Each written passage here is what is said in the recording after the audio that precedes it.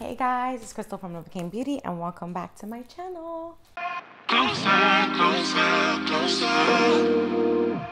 Get a little closer, closer from the last one. So today's video is all about lash policies and things I do to keep my business running smoothly. As you may notice, I have a different hairstyle today. I wanted to switch it up. I just wanted something different, and since I did the locks, the butterfly locks, I really am liking this 27 color. So I figured why not just do a little shortcut. I actually had my hair short for about 7 years. I would say about 5 years ago. So I've always liked short hair, but you know, when you need to switch it up, you can always just do a quick little weave, and we got this. So what do you guys think? Isn't it cute? So cute, right? So today's video is all about lash policies and things that I do to keep my business running smoothly. It's weird because I didn't think I would have to do a video on something like this, but then I started to really think about how in the past 3 years of being a lash tech, these policies are things that I've developed over time, and they've really taken my business from one level to the next. And I would say it's just because, you know, you can really weed out a lot of, actually, I'm not even gonna say that. We're just gonna get into that when I get into the video. So let's just go right into it. So when you start your lash business, obviously when you go to training, they're gonna tell you all these different things that you should do or not do in order to retain clients or build clientele. But one of the things that I didn't feel like I got in my training was just how to set up my business. Yeah, of course, they give you the basics, but policies and intake forms weren't something that I felt like I got from my training courses. So we're gonna kind of dive into that today, and I'm gonna talk about the pros of having all of these things set up. I'm not gonna say any cons because I don't think there are any, but let's just get right into the video. So first things first, every lash tech or business owner, especially in the service industry, you need to set your ground rules and have boundaries. I think my first year, I literally would say I did not have any. Like, I almost was so excited that someone wanted to come and get their lashes done for me that I would just take any and everyone. And I realized that you end up with a lot of sketchy clients that don't respect your time.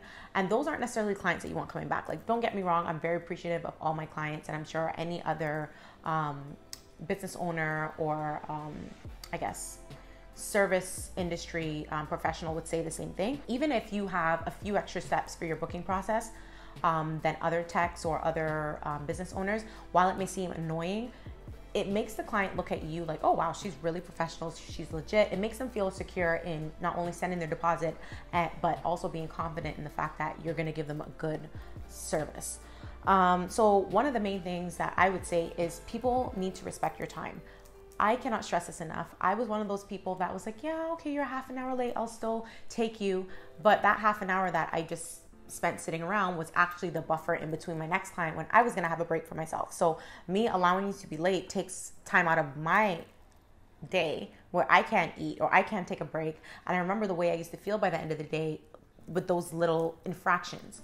And especially when you don't charge people for them. I remember it always left me having like a negative experience with that client. So whenever they would come to rebook, I was always like a little hesitant. You want to make sure that for both people, you feel like this person understands the value of your time, and you also need to value their time. I don't recommend anybody being late for any appointment. It's my appointment, and it's also yours. Oh, and to add to that, a lot of people I find, especially if they know that you're a home artist or you lash from your home, they assume like, oh, even if I show up a half hour late, she's gonna be there anyways. No, still set those boundaries, still set those ground rules, because at the end of the day, it's still your space and it's still your time. So maybe in that time you wanted to make an important phone call or go to the bank or go pick up supplies or something. You want to make sure people understand that your time is valuable regardless of where you're doing your service from. Communication. So I moved away from booking in DMs. I think I used to book in DMs for maybe the first year and a half of being a lash tech. Yeah, I think that sounds right. And I thought maybe like it was a good option because it's just convenient. But then I noticed with how many times people would, and I know I mentioned this point in a few of my other Lash Academy videos, I noticed that by the time I'm looking, like say for example, I need to go back and ask that person a question, or they didn't fill out their form. People change their Instagram names so much that it's always so difficult to find them after. And then sometimes people just have shadier profiles. And I just hated that whole search on DMs of trying to find somebody. And I'm sure like even them trying to find me to remember, hey, let me tell her that I'm going to be 5 minutes late or 10 minutes late. Let's hope that's not what they're messaging me for. But let's just say, I always noticed it was difficult for the clients as well. So I would recommend moving away from DM if you can, and either sticking on email or text. I don't recommend both because again, then you run the risk of like, oh, did I text her or did I email her? I personally like email because it's just easier for me to find names. And with my booking system, I have everyone's email. So if I need to find someone's email, I can just kind of pull it up in my booking system from their client intake form, which I'll talk about later.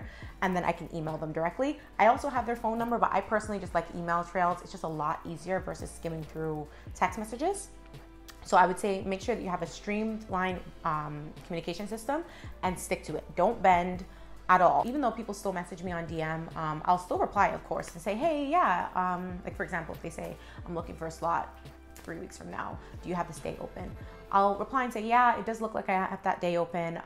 To book, please click the link in my bio and I'll get you in. And I'll put like a smiley face or something like that. I always want to kind of redirect them to the right channel, so that I always make sure that everything is done the exact way with every client. So all of these points that I'm saying right now are part of the ground rules, by the way. We haven't even got into the other stuff. So deposit requirements. I take deposits for everyone. And the reason why I do this is because I feel like when I was not taking deposits, which was probably my first year lashing, you have more no-shows, you have more flakes, and that's just really your time, because obviously you set up for this client to come, you've told other people you can't take them during that slot. So now that's kind of money coming out of your pocket. I find like when you have a deposit system, it kind of gives people that accountability that, hey, you got to show up, because really it's your money you're burning, not mine. So I definitely recommend taking deposits. In addition to that, late fees when late are a big thing. I charge my clients after 10 minutes of being late. 10 minutes, that's it. I'm charging $15. And if you're 20 minutes late, I'm canceling the appointment entirely. Always take deposits for appointments and charge late fees, because this is how you keep your clients accountable and make sure that they understand that they're, you know, this is something that they're paying for. It's not like it was just like, oops, sorry, I forgot. It's kind of like oops to yourself because it's your bank account.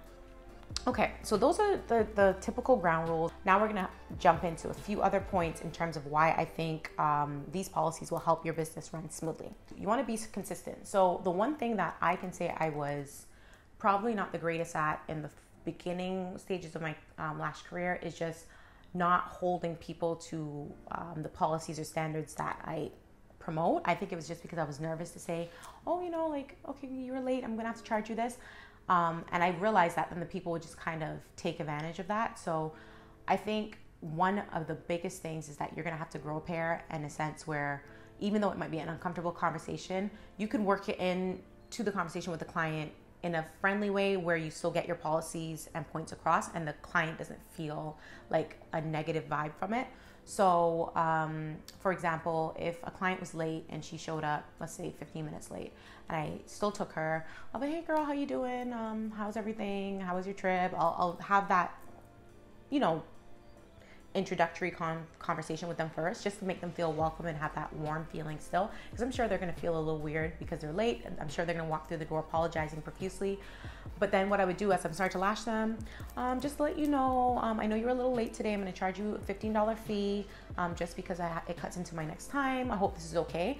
And I've never had a client say, no, I don't want that. That's not going to happen, because at the end of the day, you've given them a warm welcome. You've making them feel comfortable. You're just telling them that this is the penalty in terms of being late. So just find a warm way of doing it. I wouldn't recommend as soon as they walk through the door saying, well, just to let you know, I'm going to charge you a late fee. That probably is not going to kind of come across right. And then it just kind of makes the air really cold.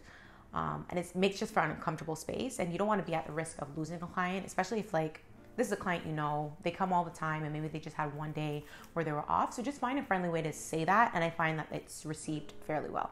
So be consistent. Stick to those policies and ground rules. You need to set your non-negotiables. So for me, my policies are non-negotiables. My late fee is non-negotiable. My no-show fee is non-negotiable. If you no-show twice, after that, I'm not booking you ever again, because at this point, you're just wasting my time. So you need to have that you need to have enough respect for yourself to kind of just let certain clients go. Not every client is meant to stay.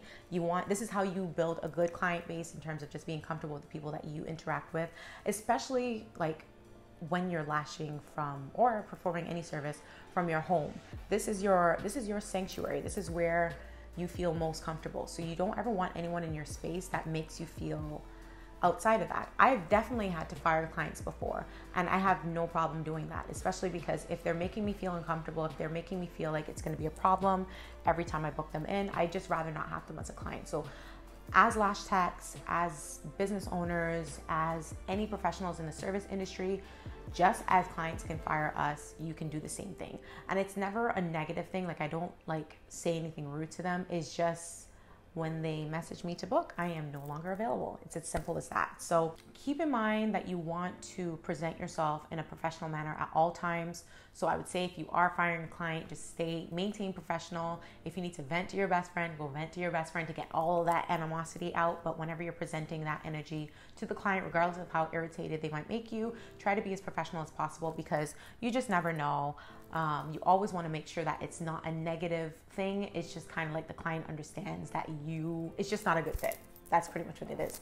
And I find that those clients, they'll go and find somebody else and they will become that person's problem. Or who knows, maybe they will fix up because now they've seen that, okay, I need to be more respectful of this person's time, or I just need to be more respectful in general.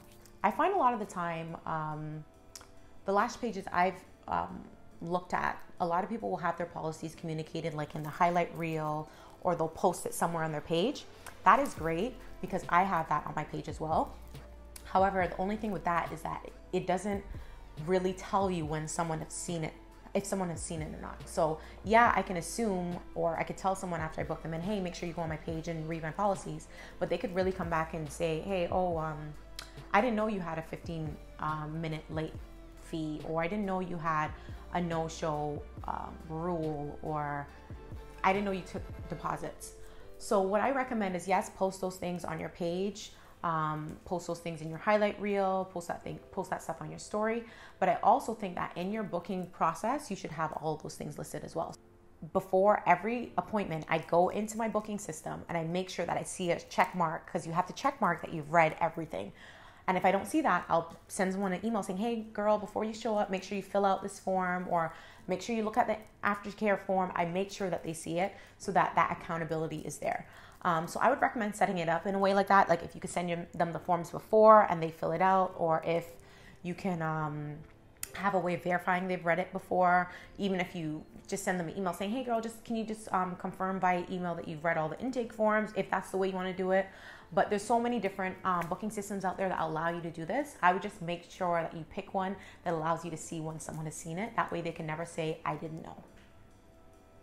So with that said, this leads into the next point. Intake forms are a way for me to almost do like a consultation before a client comes in. So before I get to sit down and talk to them, maybe they told me that they have a wedding to go to, or maybe they are getting married, or maybe they're going to some party, or they're traveling. So I get an idea of what the client might be looking for. Or sometimes they'll even tell me, oh, I saw this picture that you posted on this day, I want a set like that. Like, people are very descriptive.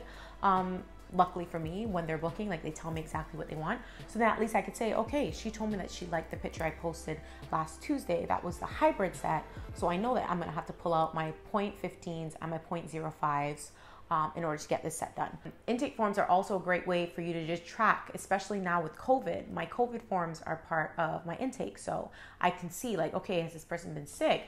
Oh, they're not sick. Great, I can take them in. Oh, she mentioned she had a cough last week. I'm not too sure what that is. Maybe I should suggest to her to book for next week instead, to give it a 2-week buffer. So those are things that intake forms allow you to do. You just get information before the client comes in so you can plan for the appointment. So those are just my lash policies and what helps me run my business smoothly. They've definitely helped in the last, I would say, year, in terms of just taking everything to the next level and just making things a lot more seamless for me. And straightforward. When people come, I know that my forms are filled out. I know that I'm not worried about any COVID related things because they filled out the information, or at least the liability is no longer in my hands because I'm going off of what they've answered. And then, yeah, like, it just sets a professional standard. So now when clients do come and rebook with you, they know, okay, Krystal booked me in, let me go fill out my forms and I'll be all set. Oh yeah, let me send my deposit, that kind of stuff. You have to set these things in place. And I have the best clients. They all understand. There's no questions. I mean, of course, you'll have the occasional people who are like, oh, I know your deposit is this amount, but can I pay $10 instead? Or like you're always gonna have that. There's no avoiding any of those clients. But like I said, going back to my point from the earlier video, have your non-negotiables and stick to it. If that client ends up not booking, oh well, that's not your loss. It's theirs because they came to you because clearly they like what you're doing. So that is all I have for today. Just a very quick video to get on here to talk about lashing and lash policies. Hope you all liked it. If you haven't already, I'm gonna need you to hit that subscribe button and that notification bell so you're always aware of when I post new videos and content. Until next time, bye.